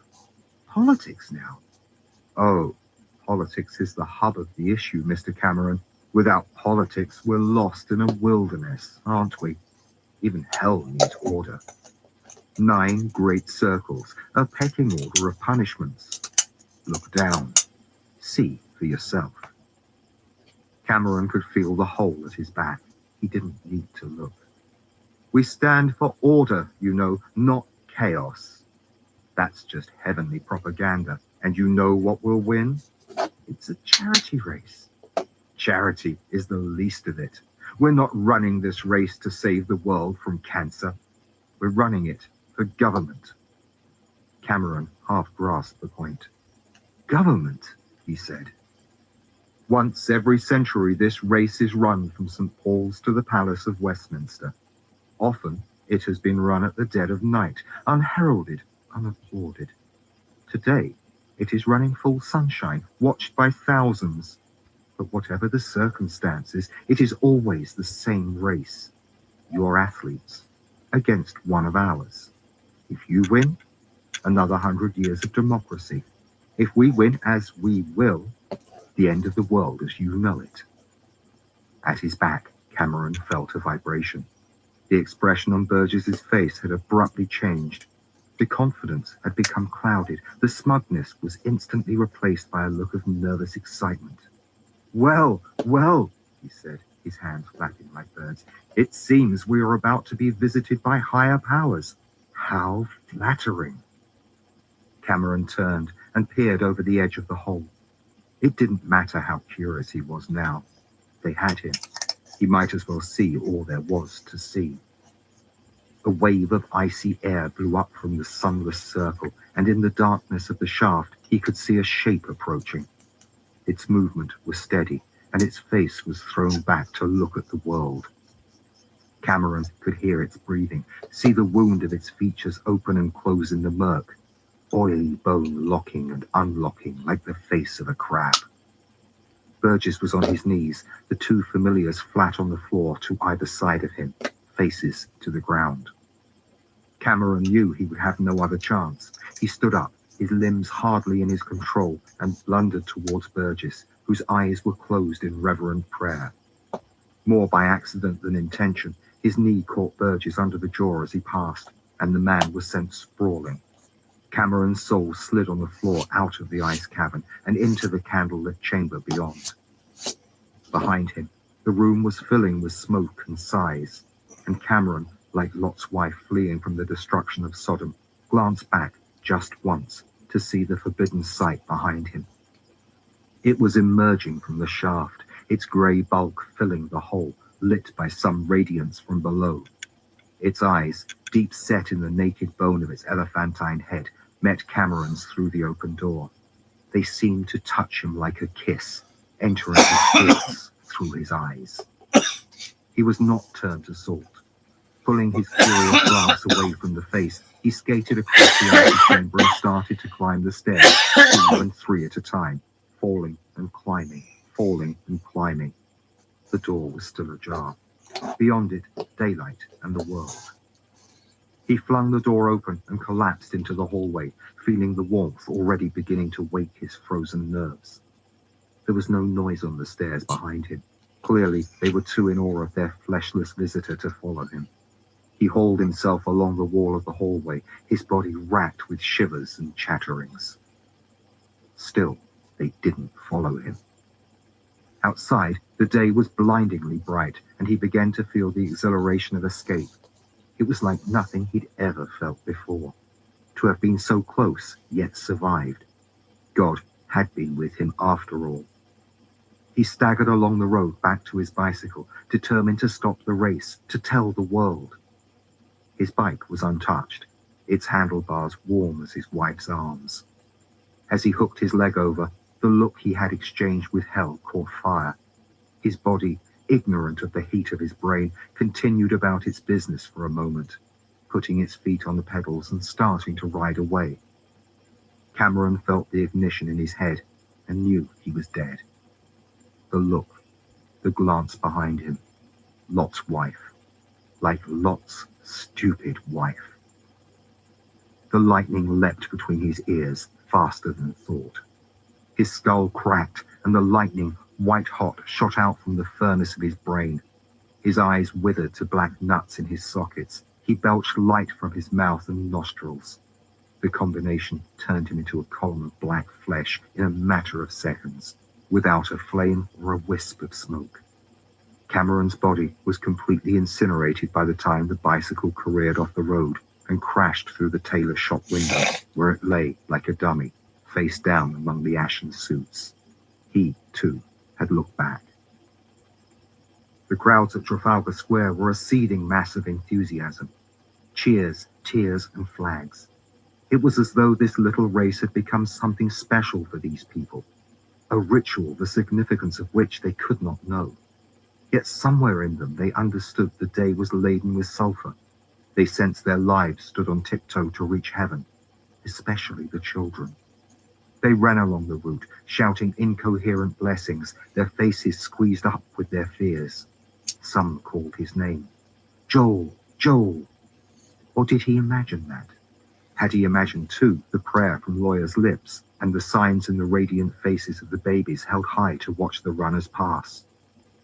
As he turned into Whitehall, Frank McLeod glanced confidently over his shoulder, and hell took him. It was sudden. It was simple. He stumbled, an icy hand in his chest crushing the life out of him. Joel slowed as he approached the man. His face was purple, his lips foamy. "McLeod," he said, and stopped to stare into his great rival's thin face. McLeod looked up at him from behind a veil of smoke that had turned his grey eyes ochre. Joel reached down to help him. "Don't touch me," McLeod growled. The filament vessels in his eyes bulged and bled. "Cramp?" asked Joel. "Is it cramp?" "Run, you bastard, run!" McLeod was saying at him as the hand in his innards seized his life out. He was oozing blood through the pores on his face now, weeping red tears. Run, and don't look back. For Christ's sake, don't look back. What is it? Run for your life. The words weren't requests, but imperatives. Run, not for gold or glory, just to live. Joel glanced up, suddenly aware that there was some huge-headed thing at his back, cold breath on his neck. He picked up his heels and ran. Well, things aren't going so well for the runners here, Jim. After Lawyer going down so sensationally, now Frank McLeod has stumbled too. I've never seen anything quite like this. But he seems to have had a few words with Joel Jones as he ran past, so he must be okay. McLeod was dead by the time they put him in the ambulance, and putrefied by the following morning. Joel ran. Jesus, did he run. The sun had become ferocious in his face, washing the color out of the cheering crowds, out of the faces, out of the flags. Everything was one sheet of noise, drained of humanity. Joel knew the feeling that was coming over him, the sense of dislocation that accompanied fatigue and over-oxygenation.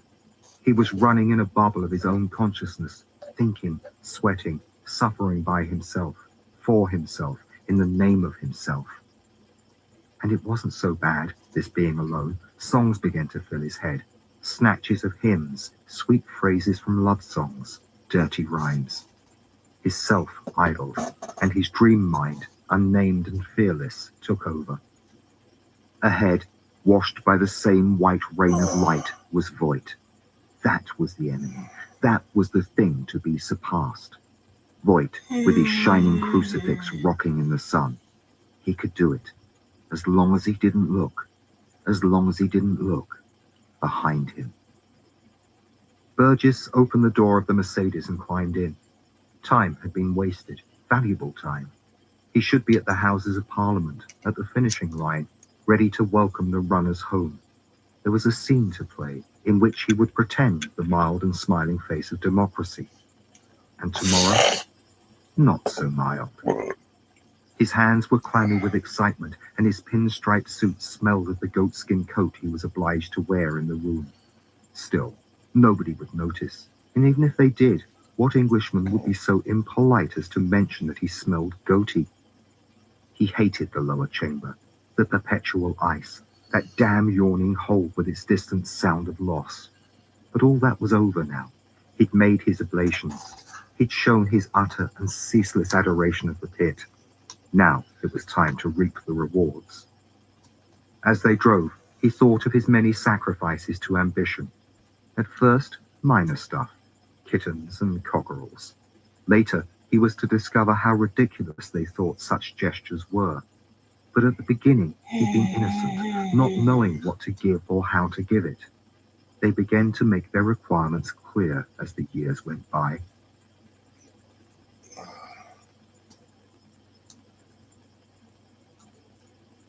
All right, everyone, I'm going to call into this live for tonight. I'm not feeling too good. My mouth still hurts. But I want to thank everyone for stopping by. Everyone keeps stopping by.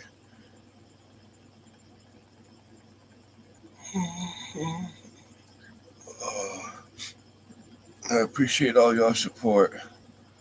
Until next time, everyone, y'all stay safe.